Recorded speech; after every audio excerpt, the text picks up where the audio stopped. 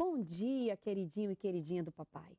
Estamos aqui mais uma vez, juntos no Portal da Esperança, para receber do Senhor um maná fresquinho do céu, direto do coração do nosso Pai para o seu coração.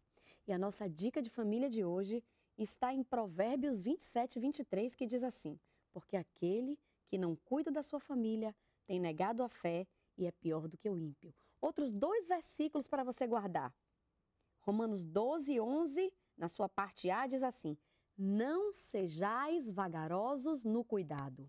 E ainda 1 Timóteo 3,5, que diz: pois se alguém não sabe governar a sua casa, como poderá cuidar da casa de Deus? Hoje nós vamos conversar sobre uma coisa que está aí, na bola da vez.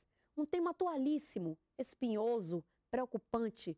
Quem de nós nunca se perguntou ou se questionou como lidar com isso? Internet segura.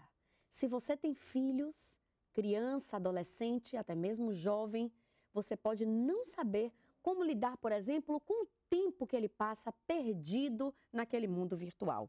Bom, algumas coisas são muito interessantes para a gente refletir. Primeiro, como estão essas relações com as redes sociais em nossos dias? Como nossas crianças e adolescentes e jovens estão cada vez mais submersos nesse mundo virtual? O que fazer? Como agir? Por que caminho seguir? Bem, em primeiro lugar, eu gostaria de trazer para você a concepção de internet trazido pelo SaferNet. Se você não conhece a SaferNet, precisa conhecer www.safernet.org.br. Você vai conhecer um organismo que vai ajudar você a entender essa dinâmica, trazer pesquisas e orientações para que você também saiba lidar com relação ao seu filho e à internet. Bem, eles dizem que a internet é como se fosse uma grande praça pública. No meio dessa praça circulam bilhões de pessoas.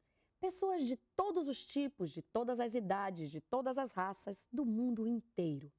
E aí você pode perguntar ao seu filho, à sua criança, ao seu adolescente: será que eu deixaria como pai ou sua avó, quem cuida de você, você passear numa praça assim, à noite, por exemplo? Será que é seguro deixar uma criança ou um adolescente sozinho numa praça durante uma tarde inteira? Outro exemplo.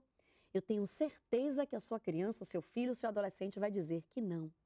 E se você perguntar, eu fiz isso numa pesquisa que apliquei aqui no Colégio Batista Brasileiro, as crianças diziam para mim: sabe por quê, Pró? Porque se a gente fica na praça, ali tem traficante, ali tem ladrão, ali tem sequestrador. Mas essa concepção de perigo, muitas vezes o seu filho não tem por estar diante do computador e achar que está seguro dentro de casa. Bom, já que já definimos o que significa mesmo a internet, uma grande praça pública rodeada e cercada por milhares e milhares de pessoas de todos os jeitos, nós devemos conscientizar nossos filhos que eles não podem ficar numa praça pública dessa sozinhos. Ninguém deve também morar numa praça pública. Por exemplo, quanto ao controle dos pais, 34% dizem que aprendem a usar a internet sozinhos. 36% tem um amigo que já sofreu cyberbullying ao menos uma vez. 67% dos que já foram humilhados pela internet não possuem limite de uso estabelecido pelos pais. Aqui nós temos um primeiro ponto para você pensar. Você precisa estabelecer limites de uso para o seu filho. Como pastora, que tempo eu vou estabelecer? Melhor conversar, dialogar, saber em que tipo de praça pública nesse mundo inteiro de meu Deus o seu filho anda passeando. Você precisa acompanhar, entrar na vida dele, saber o que para ele é importante. A minha filha, por exemplo, de 14 anos, tem amigo ao redor do mundo inteiro. Nós precisamos conhecê-los pelo nome, saber a idade, saber o que fazem. Isso é importante. Esse controle vai trazer mais segurança para o seu filho e mais segurança para a sua família. Você precisa também dialogar e conversar com ele sobre esses termos. O que é cyberbullying? O que é sexting, por exemplo? Essas coisas de postar fotos sensuais na internet ou de humilhar e trazer palavras de baixo calão para com um colega ou receber essas palavras ofensivas contra si mesmo. E as outras nomenclaturas mil que você pode ir aprendendo e dialogando abertamente com ele, mesmo que seja criança numa linguagem de criança, adolescente numa linguagem de adolescente, jovem numa linguagem de jovem.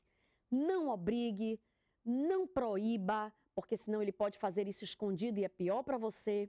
O diálogo é sempre o melhor caminho.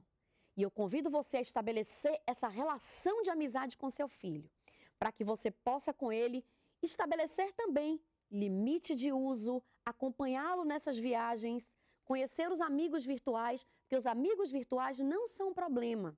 O que são problemas são aqueles amigos que se revestem, na verdade, com pele de cordeiro, mas na verdade são lobos devoradores. E o seu filho precisa estar preparado. Você precisa estar preparado. Então, fica aqui um chamado para você.